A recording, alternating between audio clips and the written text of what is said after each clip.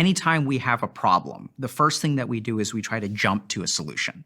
So if I'm unhappy in life, I need to make more money. If I'm struggling with dating, I need to get a better job or be sexier or whatever. So we tend to jump to solutions. So I think the first thing that you've got to do is slow a little bit down and look at yourself. And when you look at yourself, there are a couple of things that I think a lot of people really miss. The first is what drives a lot of their behaviors. So we focus so much on fixing a behavior, like using heroin, for example, right? But we don't really ask ourselves, why am I using heroin in the first place? Where does the drive for using heroin come from? And that is the key question, right? So it's not about how you need to change. It's about, why am I the way that I am? And this is where people make such a simple mistake. I'd say the majority of people that I talk to, when they look at themselves, they're not critically thinking. What they actually do is they'll make some kind of conclusion. I'm lazy.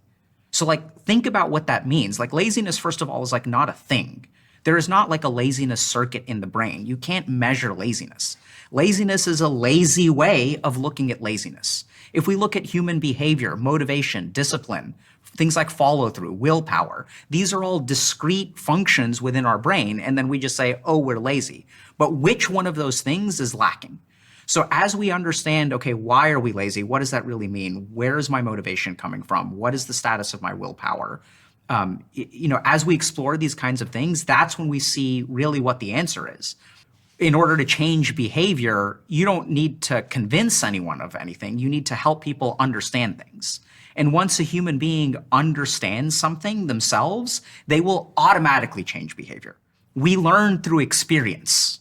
But if you look at the way that most people try to solve their problems, it's not through experience, it's through information.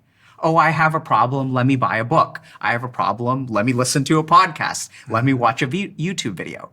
And this is what we see, right? There are literally millions, if not tens of millions or hundreds of millions of people out there who are gaining a lot of information about change, but aren't actually changing.